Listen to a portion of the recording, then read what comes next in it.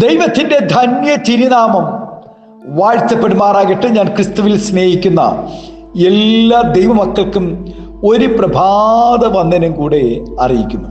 മത്തായിയുടെ സുവിശേഷം 17-ാം അധ്യായം 8-ാം വാക്യം ഇപ്രകാരം വായിക്കുന്നു: അവർ തലപൊക്കിയാറെ യേശുവിനെ മാത്രമല്ലാതെ ആരെയും കണ്ടില്ല. നമുക്ക് പലരും ഉണ്ടെന്ന് അഭിമാനിക്കുന്നവരാണ് നാം. എന്നാൽ എല്ലാവരുടെയും ജീവിതത്തിൽ ചില പ്രത്യേക സാഹചര്യങ്ങളിൽ എല്ലാവരും ഉണ്ടെങ്കിലും അവർ ഒറ്റയ്ക്കായി തീരുന്ന സാഹചര്യം ഉണ്ടാകും. അല്ലെങ്കിൽ ആരുടെയും സഹായമില്ലാതെ നേരിടുന്ന പ്രതിസന്ധികളെ തനിയെ അഭിമുഖീകരിക്കേണ്ട സാഹചര്യങ്ങളും വന്നു ചേരാം. ഇങ്ങനെയുള്ള സാഹചര്യങ്ങളിൽ മറ്റാരും നമ്മുടെ കൂടെ ഇല്ലെങ്കിലും നമ്മെ സഹായിക്കുവാനും ആശ്വസിപ്പിക്കുവാനും നമ്മുടെ ദൈവം മാത്രമേ നമ്മോട് കൂടെ ഉണ്ടാവുകയുള്ളൂ. ആമേൻ. ദൈവം നമ്മുടെ സങ്കേതവും ബലവുമാകുന്നു, ഘട്ടങ്ങളിൽ അവൻ ഏറ്റവും അടുത്ത തുണയായിരിക്കുന്നു എന്ന് 46-ാം സങ്കീർത്തനക്കാരൻ പാടുന്നു. പൗലോസിന്റെ സുവിശേഷ പ്രവർത്തനത്തിൽ തൻ്റെ സഹകാരികളായി തനിക്ക് പലരും ഉണ്ടായിരുന്നു. എന്നാൽ തുണ നിൽക്കുന്നവർ പോലും തന്നെ കൈയൊഴിഞ്ഞപ്പോഴും കോടതിയുടെ മുമ്പാകെ തനിയെ നിൽക്കേണ്ടി വന്നപ്പോഴും കർത്താവ് മാത്രമേ തന്നോട് കൂടെ ഉണ്ടായിരുന്നുള്ളൂ എന്ന് താൻ നന്ദിയോടെ ഓർക്കുന്നു. ആമേൻ. ഇസ്രായേൽ മക്കൾ പല പ്രാവശ്യം ശത്രുക്കളുടെ കയ്യിൽ അകപ്പെട്ടിട്ടുണ്ട്. ബലമേറിയ ശത്രുക്കൾ ഇസ്രായേലിനെ പൂർണ്ണമായി ഭൂമിയിൽ നിന്നും തുടച്ചു നീക്കുവാൻ പദ്ധതിയിട്ടു. എന്നാൽ ഈ പ്രതിസന്ധികളിൽ ആ ജനം നശിക്കാതിരുന്നത് ദൈവം അവരോട് കൂടെ ഉണ്ടായിരുന്നത് കൊണ്ട് മാത്രമാണെന്ന് ജനം തിരിച്ചറിഞ്ഞു. ദൈവജനത്തെ ഭൂമിയിൽ നിന്ന് തുടച്ചു നീക്കണമെന്ന് ഇന്നും ശത്രുക്കൾ ആഗ്രഹിക്കുന്നു. ആമേ പ്രവർത്തിച്ചു കൊണ്ടിരിക്കുന്നു. ഘട്ടങ്ങളിൽ സഹായിക്കാൻ ദൈവം ഒഴികെ മറ്റാരുമില്ലെന്ന് ബോധ്യമായ സങ്കീർത്തനക്കാരൻ 22-ാം സങ്കീർത്തനത്തിൽ പാടുന്നു: ഘട്ടമടുത്തിരിക്കിയാൽ എന്നെ വിട്ടകന്നിരിക്കരുതേ, സഹായിപ്പാൻ മറ്റാരുമില്ലല്ലോ എന്ന്.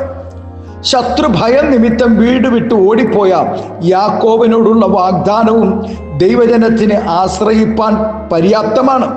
യാക്കോബിനോട് വാഗ്ദത്തം ചെയ്ത ദൈവം യോശുവയോടും ഉടമ്പടി ചെയ്യുവാൻ മറന്നില്ല.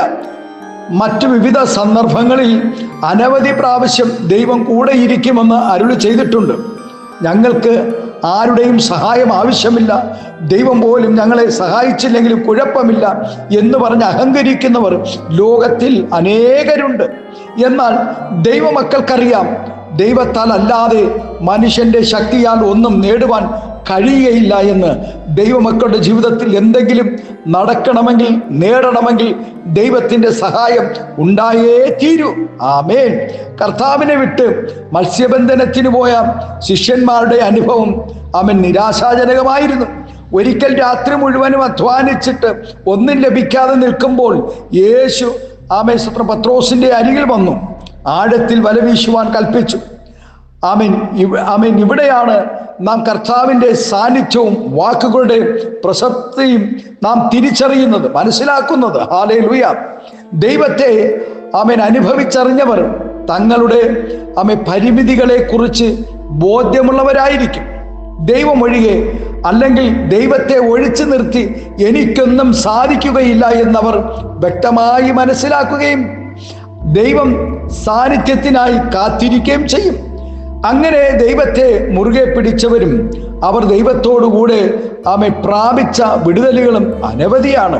മോശ, ഏലിയാവ്, ഏലിയാവിൻ്റെ ശിഷ്യനായിരുന്ന ഏലിശ, യഹോശാഫാത്ത്, ശൂനംകാരത്തി, അങ്ങനെ അനവധി ഭക്തന്മാർ, ദൈവദാസിമാർ ദൈവത്തിൽ മാത്രം ആശ്രയിച്ച് സ്തോത്രം അവരുടെ ജീവിതം ഏറ്റവും ധന്യമാക്കി തീർത്തു. നമ്മുടെ സൗന്ദര്യമുള്ള കാലത്ത്, സമ്പത്തുള്ള കാലത്ത്, ആരോഗ്യമുള്ള കാലത്ത് ഒത്തിരി പേർ നമ്മുടെ ചുറ്റിനും കണ്ടെന്ന് വരാം. ജീവിതത്തിൻ്റെ കഷ്ടതയേറിയ നാളുകൾ നമ്മെ ഒരിക്കൽ തേടിയെത്തും. വാർദ്ധക്യം ഒരു നാൾ നമ്മെയും പിന്തുടരുവാനിടയ. അന്ന് സഹായിപ്പാൻ നാം ചുറ്റും തിരിഞ്ഞു നോക്കുമ്പോൾ നമ്മുടെ കർത്താവ് മാത്രമേ കാണുകയുള്ളൂ എന്ന് നാം ഈ ആരോഗ്യമുള്ള കാലത്ത്, യൗവനകാലത്ത് നാം തിരിച്ചറിയേണ്ടത് ആവശ്യമാണ്. ആമേൻ. ആകയാൽ പ്രിയ ദൈവവേദിയിലെ ആരോഗ്യമുള്ള നാളുകളിൽ ഈ ദൈവത്തെ ആരാധിക്കുമ്പോൾ നല്ല ശമരിയക്കാരനെ പോലെ കർത്താവ് നിന്റെ അരികിൽ വരും നിന്റെ വാർദ്ധക്യ കാലത്ത്. ആകയാൽ ഈ പ്രഭാതം ദൈവസന്നിധിയിൽ സ്തോത്രം നമ്മെ ഏൽപ്പിച്ചു കൊടുക്കാമോ? ആമേ സ്തോത്രം, ഹല്ലേലൂയ.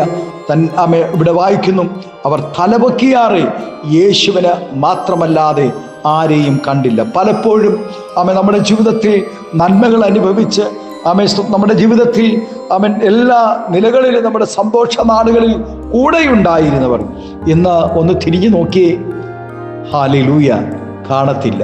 അങ്ങനെയാണ് മനുഷ്യൻ. ആകയാൽ പ്രിയ ദൈവമേ, നമ്മുടെ കർത്താവ് ഒരിക്കലും നമ്മെ വിട്ട് മാറിപ്പോകത്തില്ല. അവൻ നമ്മെ വിട്ട് അകന്നു പോകുന്ന ദൈവമല്ല. ആകയാൽ ദൈവത്തിൽ നമ്മെ പ്രത്യാശ വെച്ചുകൊണ്ട് വിശുദ്ധിയിലും വേർപാടിലും വിശ്വസ്തയോടുകൂടി ദൈവസന്നിധിയിൽ ആരാധിച്ചാൽ നിന്റെ വാർദ്ധക്യ കാലത്ത് നരയോളം ചുമക്കുന്ന ദൈവം, അന്ത്യത്തോളം വഴി നടത്തുന്ന ഒരു ദൈവം നമുക്കുണ്ട്. നമ്മുടെ കണ്ണുകളെ ദൈവത്തിൽ അടയ്ക്കാം, പ്രാർത്ഥിക്കാം. സ്വർഗീയ പിതാവേ, നല്ല ദൈവമേ, സ്നേഹവാനായ ഞങ്ങളുടെ നല്ല കർത്താവ്, നല്ല പ്രഭാതത്തിനായി നന്ദി പറയുന്നു.